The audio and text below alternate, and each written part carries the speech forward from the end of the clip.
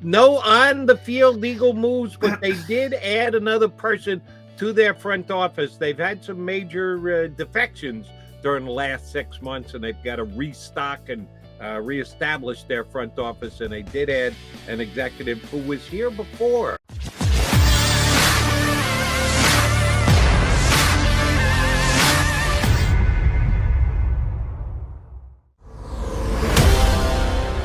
Tis a Wednesday get-together here on Birds 365 with your Mac and Mac guys. McMullen and McDonald here to hang with you. We got a good one planned for you. And one of the guys I'm blaming for the show being a minute late today. No, the blame actually belongs on me.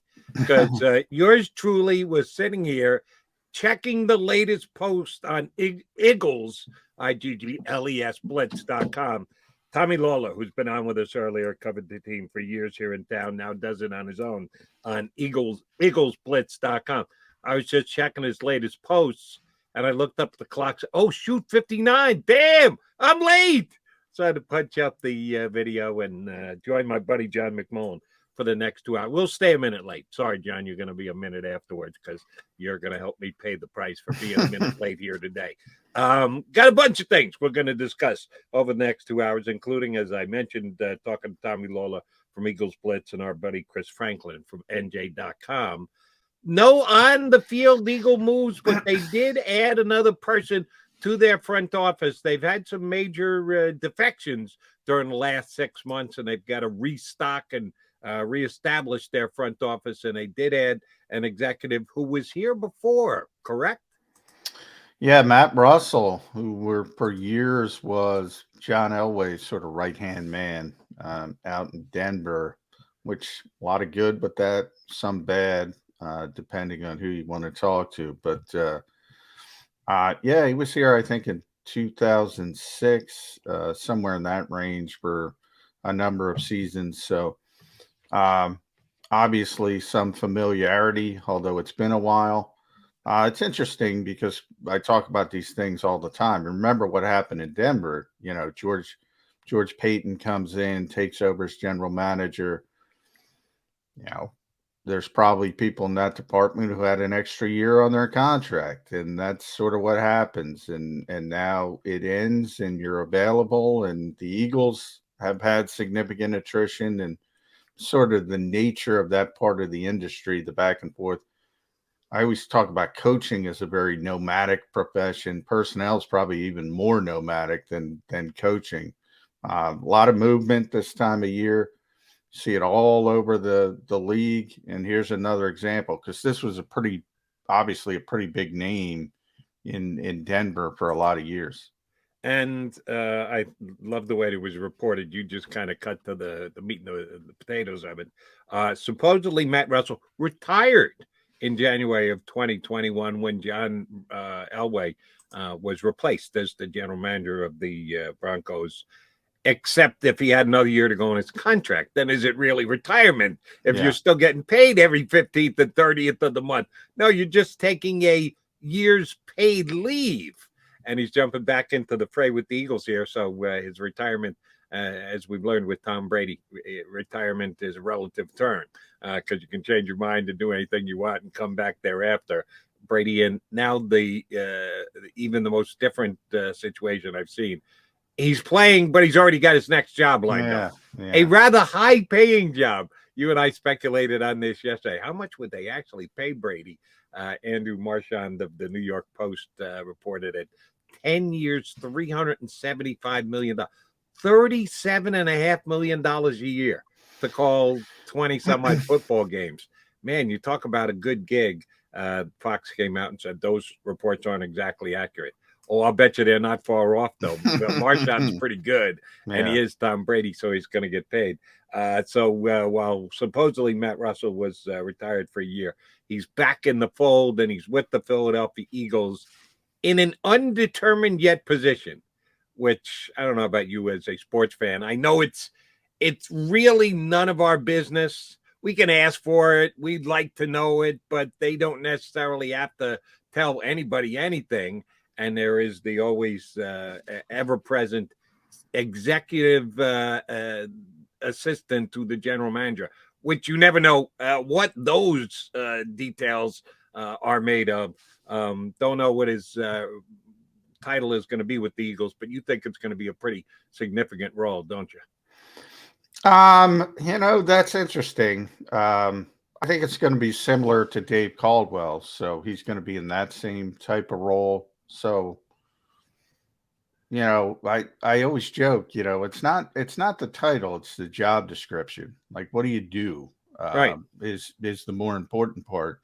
Um, there's a lot of the Eagles always have, it seems, ex GMs or guys that have been very high in personnel departments in as advisors at all times. And there's always a lot made of it. John Dorsey, a couple of years ago, came in as an example of this. Everybody in the league knows him.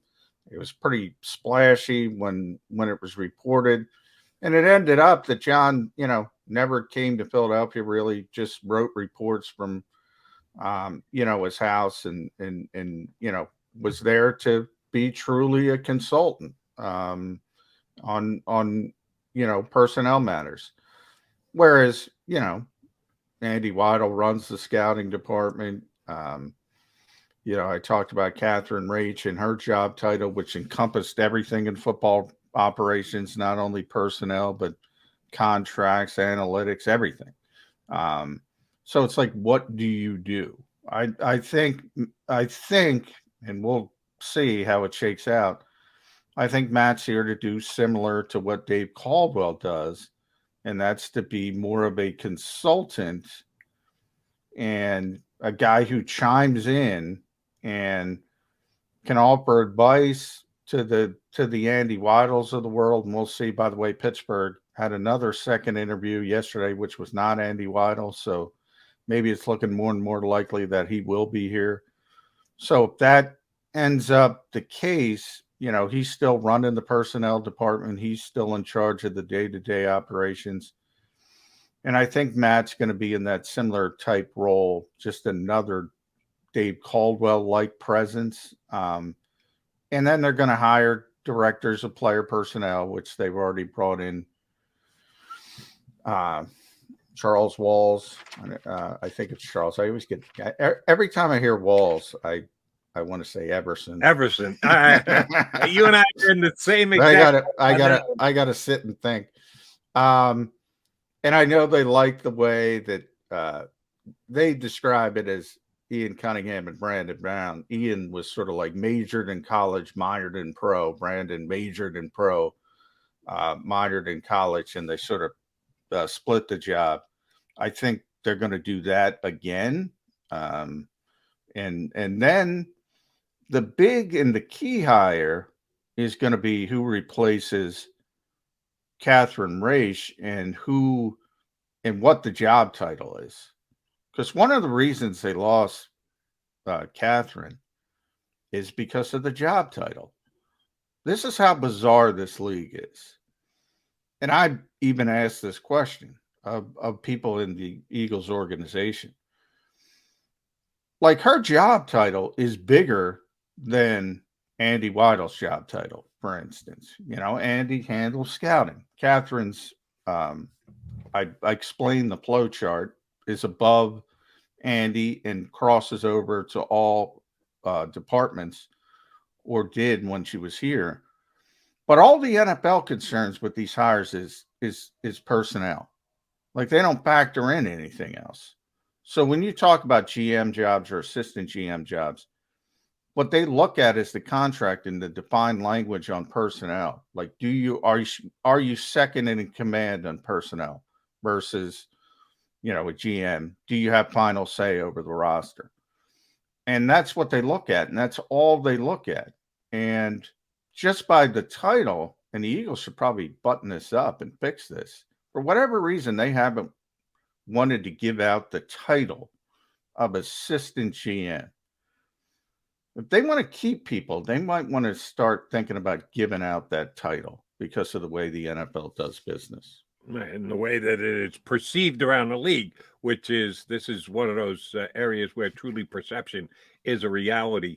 The person who's going to be hired to replace Catherine Raich.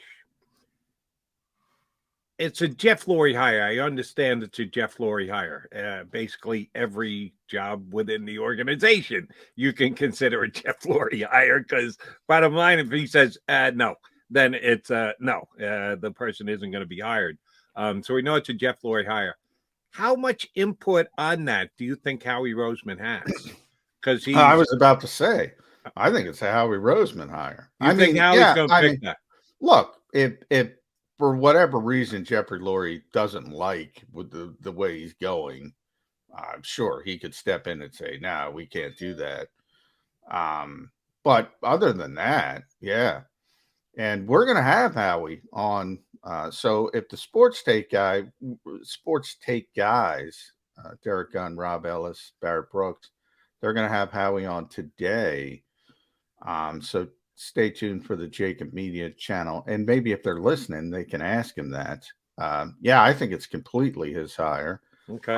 The only way Jeffrey would peek his nose in the door is, I don't know, if there's some story out there saying, "Nah, I don't want this guy in my organization." Other than that, he could always, again, step his foot in. No, I mean, this is completely Howie Roseman's hire as who he's going to bring in to fill that position. And that title thing is more important than people think. And I can't figure out why the Eagles just don't. They're being headstrong. Just call the person assistant GM, and it clears up a lot of headaches.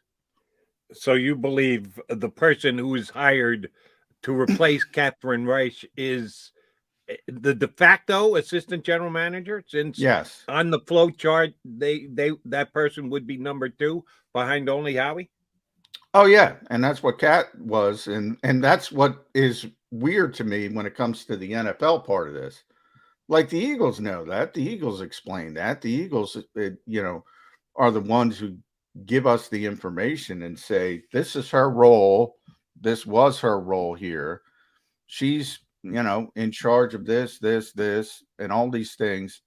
Far bigger job than, say, somebody who has an assistant GM and only does personnel, because there are a lot of setups like that around this league where a GM, has to deal with contracts, but the assistant pretty much only deals with the personnel side of it. And that job is far less encompassing as the job Catherine Raich had. But again, for whatever reason, the Eagles have this setup that they've had, and it's maybe cost them for not putting somebody in that particular position. Like, they could call Andy Weidel. I mean, you can call anybody whatever you want. They can call John McMullen and Jody McDonald assistant GM. They could do whatever they want. They could have had Catherine Raich as vice president of football operations. They could have had Andy Weidel as assistant GM. They could do it any way they want, but for whatever reason, when the NFL looks at teams trying to pilfer you, the only thing they focus on is personnel control. And that's it's been the case in the NFL for a good couple of years now. That this is not something new that's just developed in the NFL. And you're right, titles are important because, and the Eagles just fought the fight on this with the 2 executives they lost before the draft, which doesn't usually happen. Usually the movement happens after the draft. They lost 2 guys at a time because their titles didn't match up to the titles they were given with their new organization, which gave the teams the ability to pilfer them ahead of time. And now the Eagles have brought forth this complaint that that's not the way it should be. And the league has actually changed their stance on that. So if this had been a year later, the Eagles couldn't have lost those 2 guys. So there is. Yeah, until after the draft. That was more of the secondary personnel executives were, sort of taken before the draft, before their contracts. And because it was deemed a promotion, you can't stop it. And the Eagles were like, well, the schedule, as I've kind of explained on the show, the schedule for personnel people is different. It's draft to draft. It's not season to season. So, it's understandable for GMs that it's going to be January, but for secondary football executives, the Eagles argued shouldn't be that way. And they won. They actually changed the rule, and Yep. they're right.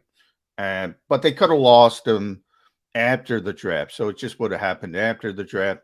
And it just changes the timing. And both those guys, by the way, Ian and Brandon, they both got clear promotions. The only one who didn't get a clear promotion was Catherine Raish. And she was allowed to leave. Ian and Brandon, they got clear promotions, and they were going to go anyway. It was just a matter of sort of the timing. And the Eagles did, although they lost Catherine Race to the Browns, they did pick up a Browns executive in Charles. Don't call me Everson Walls, who will be a key addition to the Eagles front office. All right, key addition to Birds 365 with Mac and Mac is our next guest. Chris Franklin from NJ.com going to jump aboard, talk all things Eagles with us here on Birds 365.